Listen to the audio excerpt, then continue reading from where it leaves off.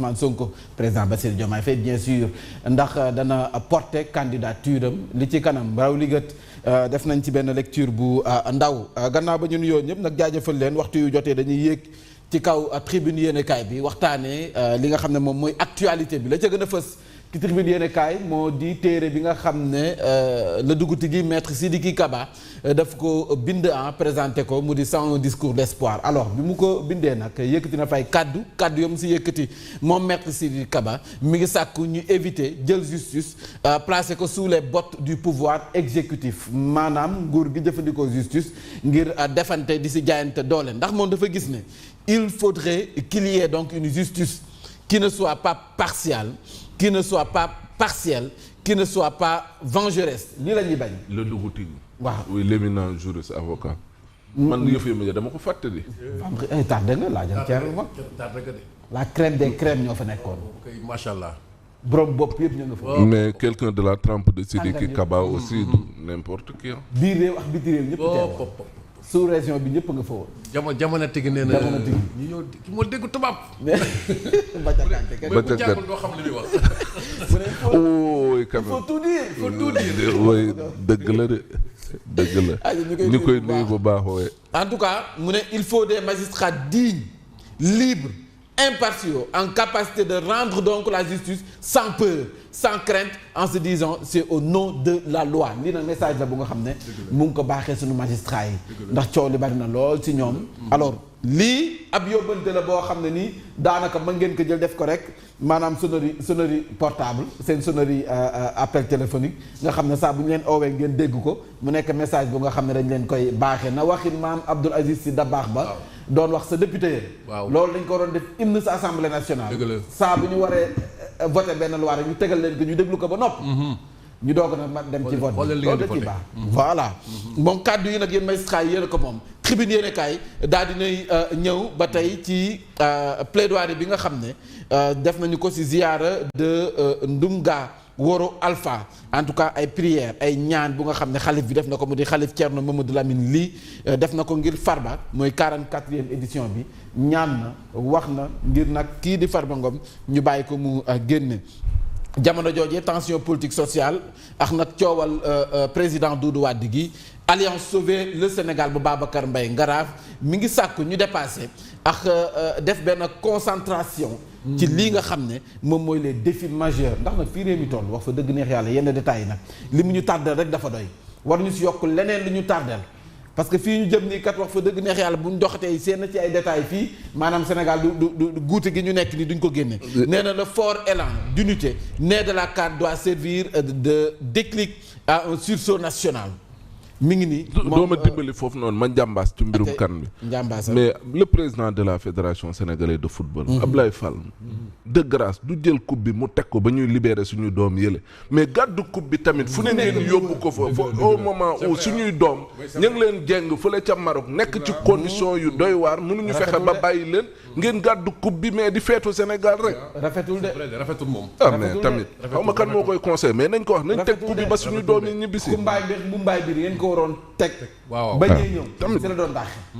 ñoom sax si boppam waruñu woon jóge foofu tant que ñuy ñëw oui vraiment def nga li ngeen def mais nekk fii di feetu rek gàddu ay coupe di photo woog di jël ay kii rek ay selfie ak ñoom seen ñaaw na moom mais tamit ñee la ñu xare ñoom ña nga woon ca kaw tribune mais ñee ñoo doon xare te dama gis depuis amatul engagement amatul boobu parce que ba mel dañu fa fàtte parce que nga supporter yooyu bu ñu defoon ni ñoom toog ci kaw tribune yi macc seen rajo dëgg la amaana dinañ ñibbisi bu yàgg de waaw waaye boobaa est-ce que ñun dinañ ci am ndam du yomb de est-ce que dinañ am ndam du yomb de bay nañ seen waat si kii bi de affaire Pape Ngagne Ndiaye ak Doudou Wade mi 13 anciens présidents bu groupe parlementaire ak ñoom seen bëgg-bëgg moo di wax fa dëgg neex yàlla lii ñuy doxalee nii justice bi ni muy doxalee nii ñu daal di koy dakkal ni muy doxale nii ñu daal di koy dakkal dikk nañu renfort ki nga xam ne moom mooy président Doudou Wade SAES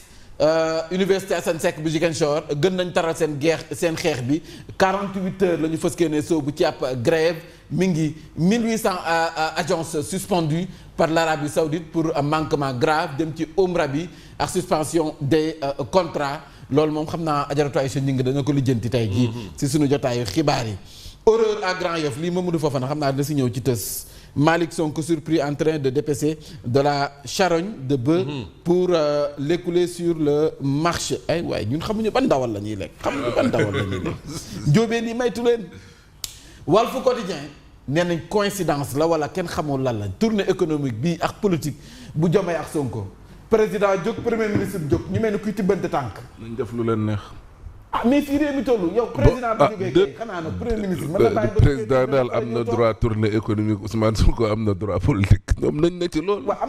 mais fii réew mi toll est-ce que waaw léegi sénégalais ñoom non sénégalais ñu jógee si tournée yàggul non sénégalais ñoo def choix ci ñoom. kon kay dañ def ñoom ñu leen neex rek seet see cas bi. kon ku mu neex sa mbaxloo El Malick Ndiaye jaar feex drapeau kee jaar fee di tourné keneen ki di tibb tànk. waaw très bien foofu la réew mi toll en tout cas mi ngi nii Walf Quotidien dikk na ci nee na duel à distance en tout cas lañ ko mën a jàppee ndax duel la am déet lu mu ci manti doon président Doudou Wade moom wax fa dëgg neex yàlla nee na dana wuy ji tey ji sa sûreté urbaine tey ji suba nee na nag jotul benn convocation coow li bari na lool nag nee na waaye tey ji moom ay avocat am dinañ dem mais précise n'avoir reçu aucune convocation 9 géants sénégalais immortalisés à travers Dakar Plateau mooy seen tur yi nga xam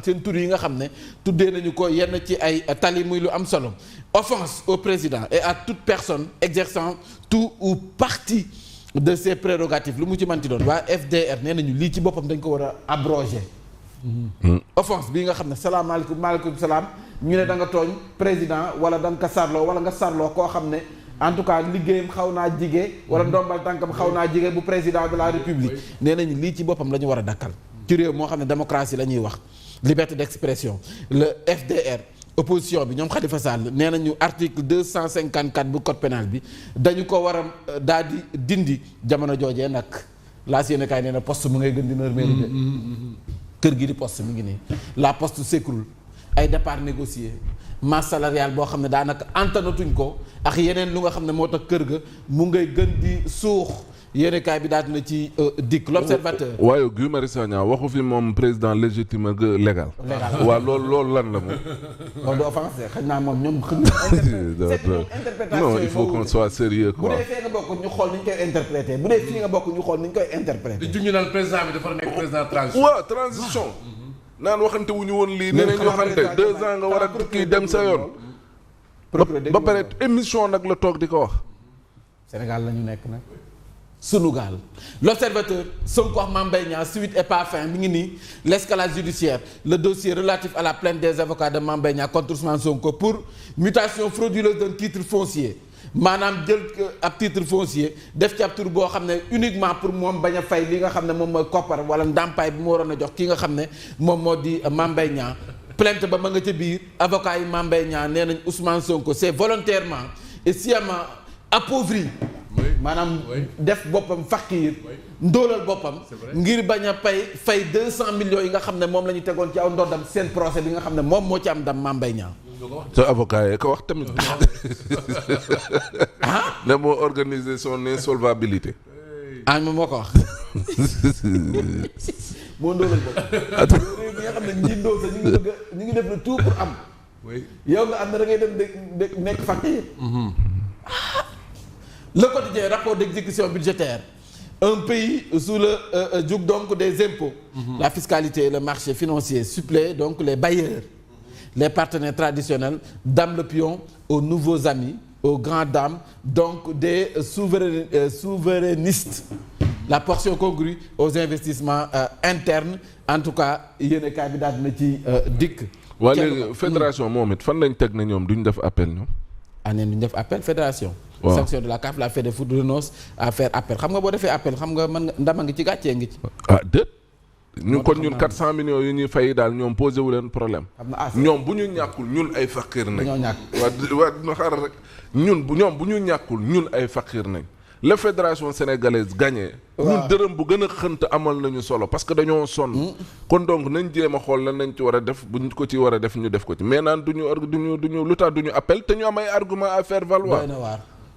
la peur. non violence montante bi ngay. non li ko waral mooy benn tata ba moo mbëkk benn jakartamaan faat ko de. nañ ci wax. xeex mais jakartamaan yi. xeex bi. c'est incroyable. nu ñuy deewee ci tali bi doy na waar lool. Ah oui. Allez dans les hôpitaux ñoom ñoo fa nekk ñoo nekk réanimation ñoo damm ñoo mais tamit.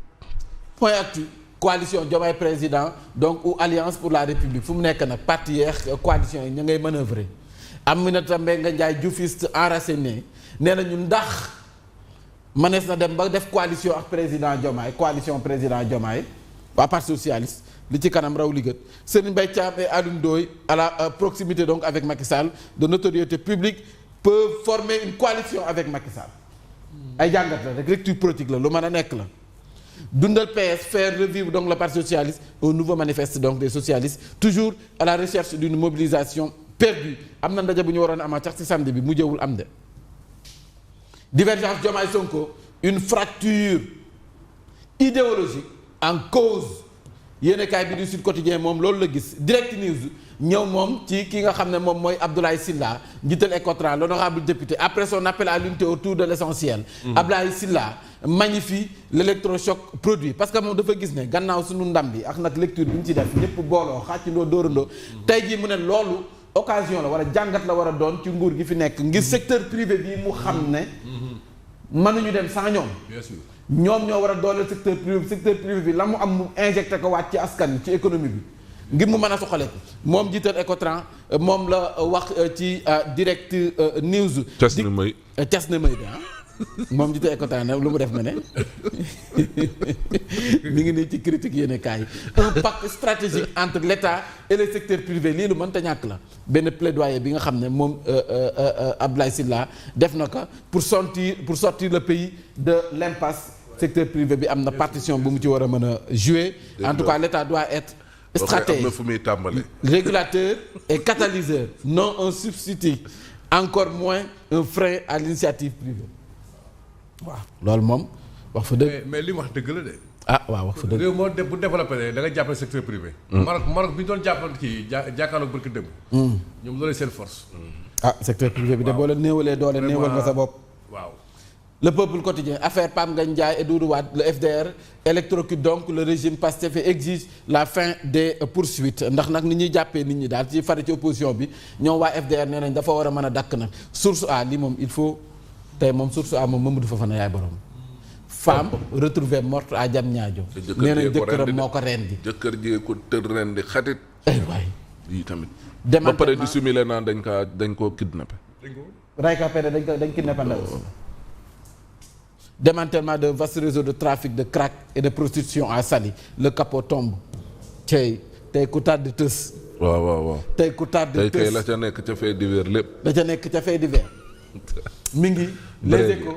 assignation en annulation de mutation frauduleuse d'un bien immobilier en tout cas lii Mame Mbaye Niang ay avocat am ak ay avocat am bokk na ca la muy toppee ki nga xam ne moom mooy Ousmane Sonko la mu koy réclamer nag bu ñu demee ci yoon nee na 500 millions 200 millions la woon fële mais 500 millions lay laaj à Sonko et à sa famille mi ngi nii ndax nag këyit gi nga xam ne moom moo ko dindi def ci beneen tur ngir fexe moom ci boppam mel ni ko yoratul dara ngir bañ a fay les lions et le staff attendent jusqu'à présent kon jotaguñu prime yi ak terrain yi nga xam ne moom lañ digoon. léegi di 75 millions yi. ca bakki de boot saag nañ def ca gàddu gi 1500 hectares xam nga mètres carrés yi. ils n'ont encore reçu ni argent ni terrain déedéet nii mënuma ko gëm nag bii kay mooy cas na may bii moom mënaguma ko bii moom fii laa yem na may xaalis bi duggagul gaynde jotaguñ oui non pour man gaynde jox nañ leen bi ñu jógee foofu jox nañ leen enveloppe bi wala chèque bi. dina indi ay problème lii séddale gii déjà le COMEX mi ngi xar na ñaar. les 10 millions de dollars de la CAF également en attente boobu tam duggagul décoration la liste des 70 bénéficiaires yàlla baax na. très bien. ay ca la ca gën a fës mooy Doudou Wade